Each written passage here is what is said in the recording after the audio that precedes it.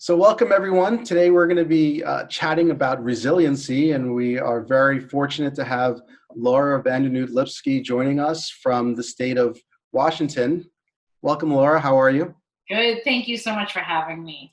Thank you for coming on. So, this channel is really just about having a conversation, talking about resiliency and talking about ways in which we can learn from it. We can really just talk about what it means and how it impacts everyone. When we hear the word resiliency, especially during these unprecedented and unique times, what does that mean? Can you talk a little bit about that? It's a great question. I think people define it different ways. For me, much of what I think about is how do we sustain? So how do we sustain for the next hour? How do we sustain for a day? How do we sustain for a week? And I think that conversation about how to make this a sustainable time for ourselves feels particularly important because one of the things that's so challenging right now with the pandemic is we don't know if there's an end in sight and when there's an end in sight. And as you know, humans, we do much better if we know, like, here's what we need to get to, or you have some sense of, not to compare suffering, but here's how long it might take to repair after an earthquake, or here's how long it might take for a community to cycle through this type of tragedy. But with what's happening right now, I think part of what's really weighing on people is, since we have no idea really how long this is going to be unfolding for and what is going to happen as a result of that, I think that's wearing on people in a really specific way. And so when we talk about resilience, when we talk about how to sustain, you'll hear people say, like, every 10 minutes feels like a week, so it's kind of that time warp experience. And so really figuring out some concrete practices of how we can make it through. I think that's a great point, because too often we look at life and we say, okay, beginning, middle, and end. So we're used to knowing, are we halfway through something? We just have to go through a little bit more. And we've been all experiencing, in a way, endless nows. Like, there's a constant now. We're present, we're in the moment, and we don't know how long now is going to last, even though it's happening in the moment. So when we're thinking about getting to the next moment, or thinking about having a day that we can handle, and then the following day might be a little bit more challenging, where do we start? One of the things that we talk a lot about with trauma, and that we talk a lot about with vicarious trauma, or that kind of cumulative toll over time of what gets hard when we're exposed to overwhelming things, or when we talk about overwhelm, is how can we take care of our nervous system, and how can we be very mindful and intentional about what conditions we have in place to, a way we talk about it is, how do you metabolize what you're experiencing? How do you metabolize what you're bearing witness to? And how do you metabolize everything you're navigating kind of atmospherically, right?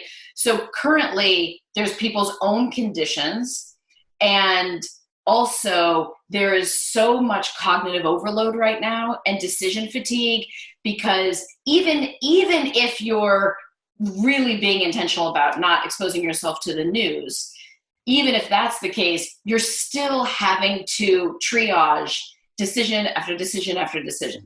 So when we talk about how to metabolize, there's both what's out there, like really large macro, and then there's everything that you're having to metabolize from immensely significant loss and fear and terror and what it means. And then there's all the other things of grieving, one's routine, grieving your kids getting to be in school, grieving, your child's choir practice, that was the highlight of their week, or grieving their sports season, grieving all the graduations. So there's a whole continuum of just ineffable suffering that's happening. And then there's also, logistics, and then there's also all these other losses, right? So when we talk about metabolizing, part of what we want to pay attention to is how do you create conditions that can encompass all of that, right? So the really, really, really intense magnitude that we're navigating, as well as all these other pieces, which can maybe seem small, but they also really accumulate, you know? And part of what we're going for with metabolizing is allowing this to move through our nervous system, right? Because we all have so many different beliefs and, you know, cultures and what your beliefs are religiously, spiritually, everything. But most of us appreciate neuroscience. So if you just come from that place of how can I be very intentional about what I'm exposing myself to, right? And then how can I move it through my nervous system so nothing's accumulating in me such that I get saturated and then start, you know, a slow or rapid hemorrhaging out. Yeah. So what I'm really hearing is like, we're all trying to slow it down and see what works for us for our own filters. And based on our experiences and based on how we process information, if we're able to just pause and slow down a little bit and say, you know, I have to be in tune with what I'm feeling right now. Yeah. And if I'm exposing myself to either too much media or too much of my cell phone or too much of 5 different experts having 5 different opinions about the same topic, then I need to tune in with myself and say, well, what works for me? And what works for me might be very different than what might work for my friend or my colleague or someone that's living in the same state or the same town as me. Yes. So really kind of looking at ourselves and looking at how we process and how we handle this information. Yes. And part of what you're bringing up there, which presents a particular challenge, is I do think for us to be able to sort out what conditions do we want in place to be able to metabolize what's arising in us and what we're experiencing so we can find a sustainable way through. That requires, as you're saying, that we're contemplative and we have some capacity to self-reflect. Mm-hmm. And what we know is frequently as humans, when we are experiencing really hard things, we're often not wanting to be self-reflective or contemplative. We're wanting to be much more externally focused because to, you know, as Thich Nhat Hanh says, to look deeply within, that can be immensely painful, and it can be the degree of vulnerability that so many of us feel right now can really, really in of itself be overwhelming. So it does mean that, you know, even if you're not doing like a really deep dive into being introspective, as you're saying, having some ability to check in with your nervous system, having some ability to check in with your breath, having some ability to check in with, you know, if you have that tightness in your chest or your gut, something to be able to be like, maybe I should not have the news playing while I also have a podcast going, while I also have my best friend on the phone where everybody's saying the world is ending. Maybe I should not have that on, right? You know, like something, if it's not a really extreme contemplative moment, but something where you're able to really gauge, like right now, you know, is this edifying, right? Or is this really eroding my spirit? You know, does this feel nourishing, or does this feel like I'm just absorbing a huge amount of toxicity? Yeah. And it sounds like it doesn't have to be this large, insightful, I'm going to unpack and do all this work. It can be very simple to just say, how am I handling this right now? And be in tune with your body, be in tune with your backache or, you know, a headache or something that might feel a little off kilter. And then recognize, okay, well, let me just connect the dots just for a second.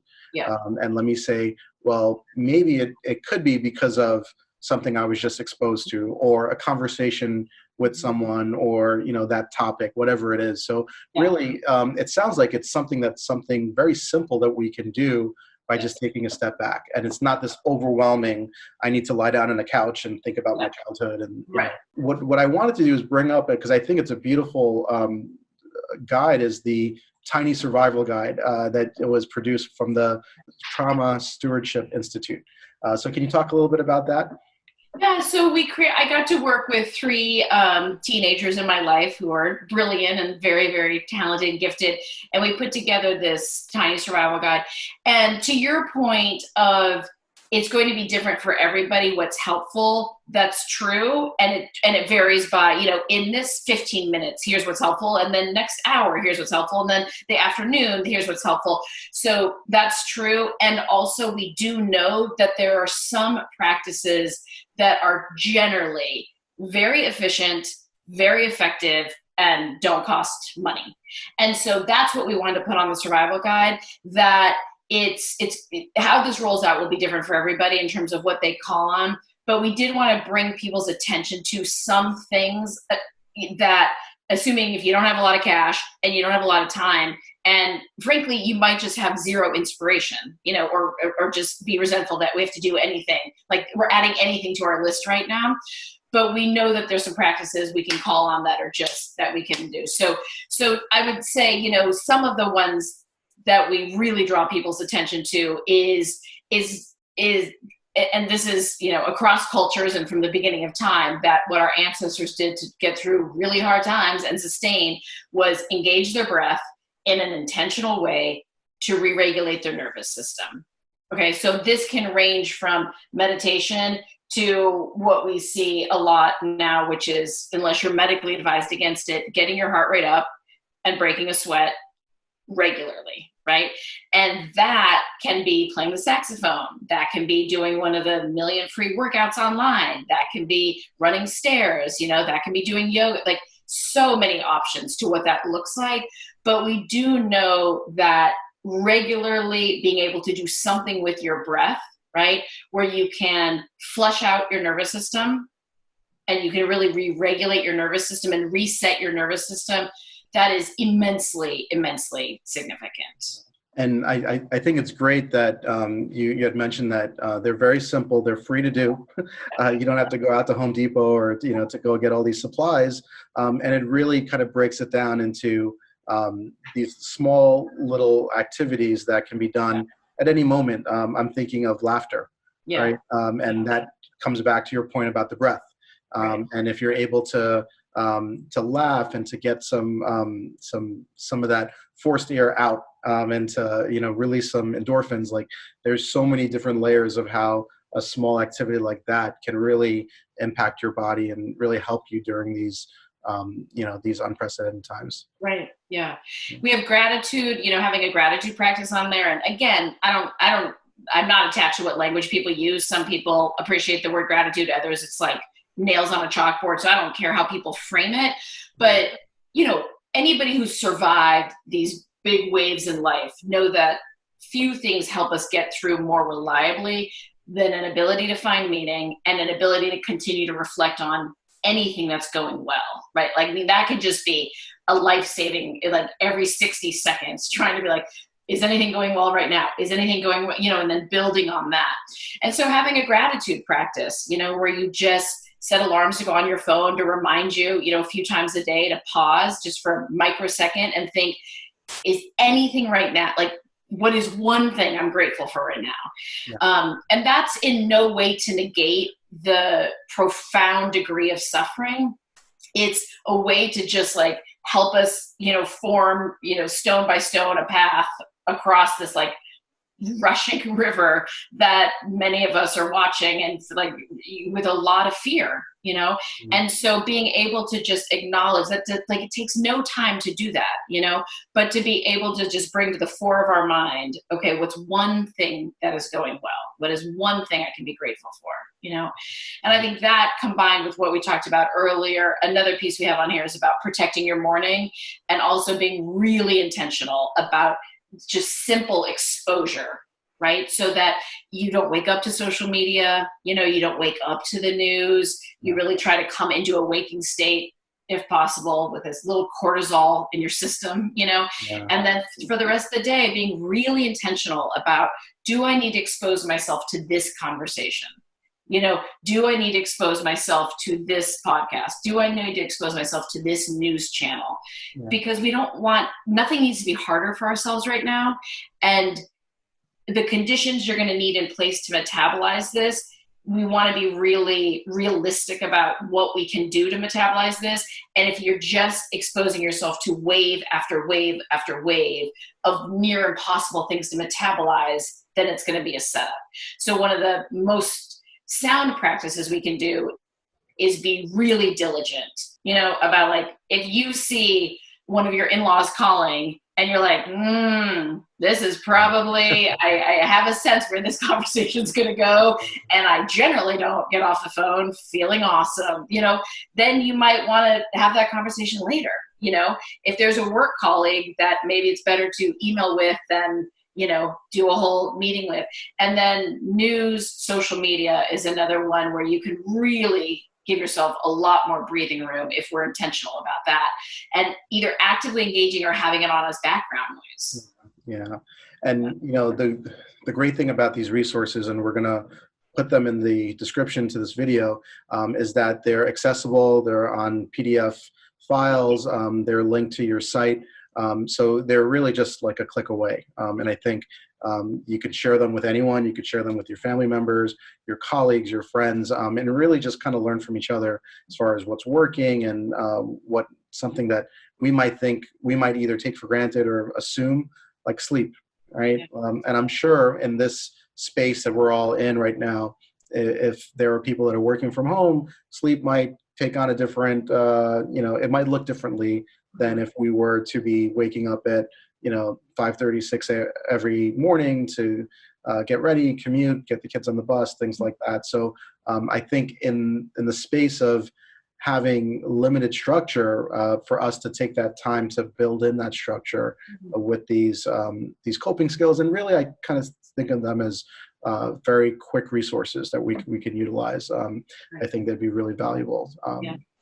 And part of the undercurrent with all of this is, what are some ways that we can be mindful about how we're spending our time and conducting ourselves during these ineffable times, so that we can get through this experience with as little harm being done as possible, right? Yep. Like, there's the COVID piece, but there's also all the other subsequent harm in terms of harm to our personal relationships, harm to our own mental health, right? Harm to how we are with other people, our colleagues. Like, you can be doing tremendous work, but maybe not treating our colleagues well. So really trying to be as mindful as possible of, let's not make anything harder for ourselves. And part of what that means is we want to, dial down any potential harm, right? That, and to do that means that we're not wanting people to kind of suck it up during this time, and then come out in 6 months, 8 months, 12 months, and then realize, oh, my kids aren't talking to me anymore because I was such a nightmare. 3 of my colleagues don't want to be in my presence anymore, right? Or we don't want to come out of this. Maybe, we don't contract COVID, but our anxiety is off the charts. Yeah. We've gotten into a sleep habit that is wholly unsustainable. And so I think that whole frame of, let us get through this, we're trying to mitigate whatever harm, there is, and then just refraining from causing harm to the best of our ability, and understanding that even if you don't feel like participating in these practices, even if you don't think you have time, even if you're like lacking any inspiration, it is going to be imperative that we do a number of things on a regular basis to make sure we are not internalizing what's unfolding. We're not swallowing what's unfolding, and we're not just frozen up in this time thinking, I'm just going to suck it up, and then I'm going to come out the other end and kind of pick up where I left off. Yeah. And that's a really great point. And the one thing I wanted to mention while we have a little bit more time left is, very often there's a sense of, when we're asking each other, how are you doing? Yeah. The quick response is, I'm fine. Yeah. Or I should be okay. And we're not allowing ourselves to feel and allowing ourselves to say, you know what, I am having a bit of a hard time. Yeah. And so much of that is stigma. So much of that is, let me push through, and let me, if I close my eyes and move forward, I don't have to think about what I'm feeling in the moment. So when a lot of us are in that space, or we're seeing a colleague or a friend that is constantly saying, "Oh, I'm okay, I'm doing okay, I'm fine, this is okay," how do we help support them? How do we basically say, it's okay not to be okay? Right. Yeah.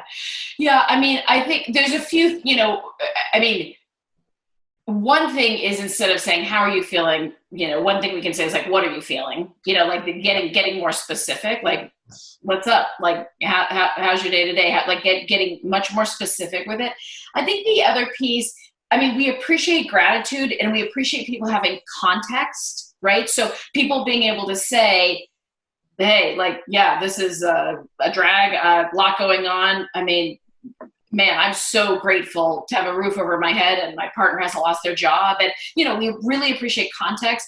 What we don't want to do is endorse minimizing, right? So what we don't want to do is get into this thing like somehow it's a competition of suffering and we start putting everybody's pain on a hierarchy. And so, if you're not on a ventilator and everyone you love is not on a ventilator, then you don't have any reason to complain. Like we don't want to get into that competition of suffering. So I think we talk a lot with trauma about creating equanimity, so there's space for everything, right? So that there's enough space to be able to acknowledge the blessings, acknowledge everything we're grateful for, have some perspective, have some context. And then if you're in a bad mood for an hour or a day, you can be in a bad mood for an hour or a day, right? If you don't even know why you feel so sad and you do realize you have a huge amount of privilege, it's like waves, like you just like let the waves wash over you. You don't have to go up against the waves. You're not going to try to fight the waves. You're not going to resist the wave. Just, you're going to let them wash over you. And a lot is not going to make sense right now.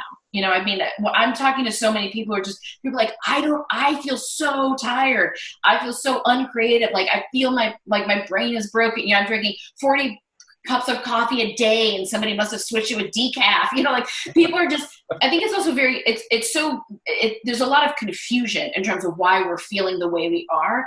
So I think trying to have some grace with ourselves, trying to have some humility, trying to have some sense of humor, as you said.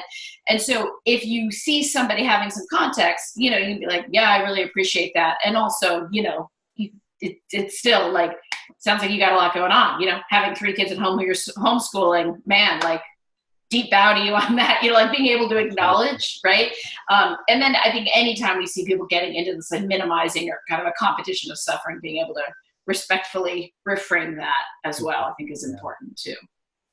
This is great stuff. That's I think it's so valuable to hear from your perspectives and your experiences, how we can, again, just really think about resiliency, think about how it can be built over time. It's not something that you just turn on and off.